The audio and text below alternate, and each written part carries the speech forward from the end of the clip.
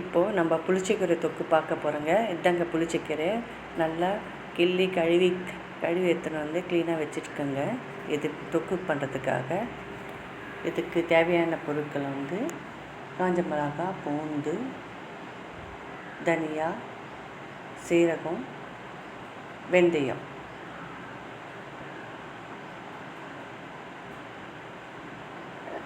இது ஒரு கடாய் வச்சு அதில் இந்த சீரகம், தனியா,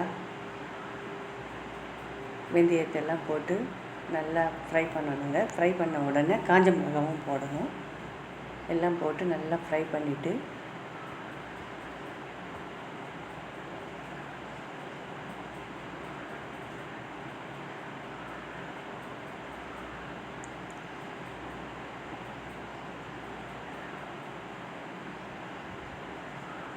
அப்புறம் இது கூட புளிச்சக்கீரையும் போட்டு நல்லா வதக்கணுங்க. அதாங்க ஃப்ரை பண்ணணுங்க. எல்லாம் ஒரு தட்டில் வச்சுட்டு ஆறின பிறகு இதை ஒரு மிக்ஸி ஜாரில் போட்டு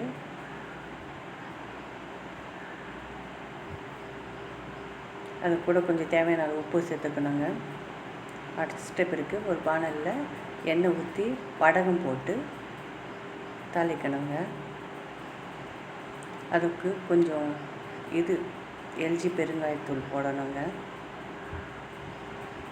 போட்டு அரைச்சி தொக்கெல்லாம் போட்டு புளிச்சக்கீரையை போட்டு நல்லா வதக்கணுங்க.